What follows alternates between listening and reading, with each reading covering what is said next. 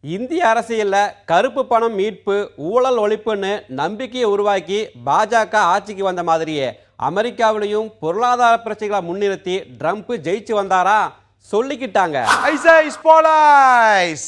தலைவா, சாதாரண real estate அதிபராக இருந்த ட்ரம்ப் தேர்தல் பரப்புரையில் அதிகமாக பொருளாதாரம் பற்றி தான் பேசினாரா. அமெரிக்காவோட பொருளாதார சரிவை தன்னால தான் தூக்கி நிறுத்த முடியும்னு சொல்லி வச்சிருக்காரா. பேசிக்கிட்டாங்க. முல்லைப்பூ மல்லிப்பூ ஜாதிப்பூ.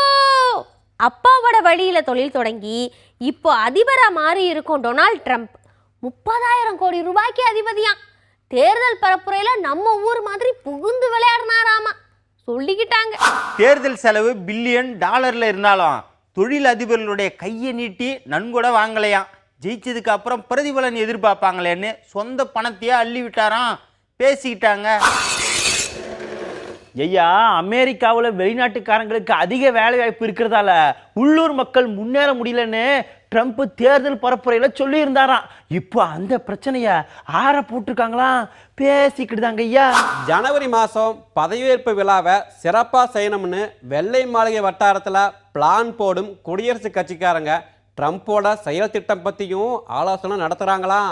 நமக்கு என்னங்க தெரியும், வெளியில் பேசிக்கிட்டாங்க. இன்னொரு பக்கம் தலைவா, மெக்சிகோவுக்கும் அமெரிக்காவுக்கும் நடுவுல காம்பவுண்ட் சுவர் கட்டுவேன்னு சொன்ன ட்ரம்ப் இப்போதைக்கு அதை பத்தி பேச வேண்டாம்னு ஒத்தி வச்சுட்டாராம். கருப்பினத்தோட பிரச்சனையை பேசி தீர்க்கவும் முடிவு செஞ்சிருக்காங்களா சொல்லிக்கிட்டாங்க. ட்ரம்ப் அதிபரா வந்ததால இந்தியா, சீனா, மெக்சிகோ, ஜப்பான் நாட்டுக்காரங்களை எல்லாம் நாட்டை விட்டு வெளியேற்ற போறாங்கன்னு கிளப்பி விட்டாங்களாமா. ஆனா அப்படியெல்லாம் நடக்காதுன்னு குடியரசுக் கட்சி ஆறுதல் சொல்லியிருக்குதாமா. பேச்சா கிடக்குது. பொருளாதாரத்தை முன்னிலைப்படுத்திய ட்ரம்ப்புடைய செயல்பாடு இருக்கும். அதே நேரம் உள்ளூர்ல பாதுகாப்புக்கு துப்பாக்கி, வெளியூர்ல தீவிரவாத எதிர்ப்பு போருன்னு அதிரடியா செயல்படவும் வாய்ப்புகள் உண்டாம் சொல்லிக்கிட்டாங்க.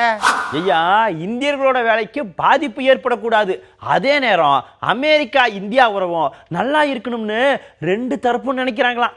சீனாவையும் பாகிஸ்தானையும் சமாளிக்க ட்ரம்ப்பும் இந்தியாவோட நட்பா இருப்பாரா. பேசிக்கிட்டு தாங்க ஐயா.